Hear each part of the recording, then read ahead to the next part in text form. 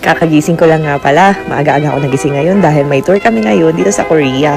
Yes, pupunta ulit kami ng Nami Island. Second time na nga pala namin to. Tulog pa yung mag-ama ko kaya naligo muna ako. Oops, commercial. Rosmar Kojic Peeling Soap for my face and body. Grabe nga pala to kasi 10 times instant whitening plus may peeling effect pa siya. Kaya kung ikaw ay buntis, ayaw mo mag-rejuve set, ito na ang gamitin mo. And syempre ang ating SPF 70, ayan na nakaching na si buntis.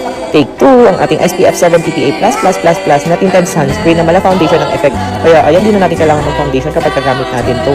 At first, akala hindi mo siya kakulay, pero pag blended mo siyang ganyan, grabe, tingnan nyo naman guys, kulay na kulay talaga siya, blended talaga siya. Para ka naglagay ng foundation. So ayan, tingnan nyo. Sa umpisa, para siyang very hydrating, very moisturizing talaga. Then, once na mag-set na siya, para siyang foundation. So, ito na nga. Hayaan mo lang siyang mag-set for a while. Then, that's it. Naglagay nga lang pala ako ng kilay kasi medyo nag-fade na yung kilay ko. And natakloban din kasi ng sunscreen siya. So, titig na titig si buntis at baka hindi pumantay. Saka ako na ito ipaparetouch kapag nakabalik na ako ng pretty looks. So, for the kilay muna ang person. Medyo basa pa nga yung aking tinted sunscreen. Tapos, naglagay lang ako ng konting-konting shimmering splendid. So, ayan, tour na kami. Babush! Check out na!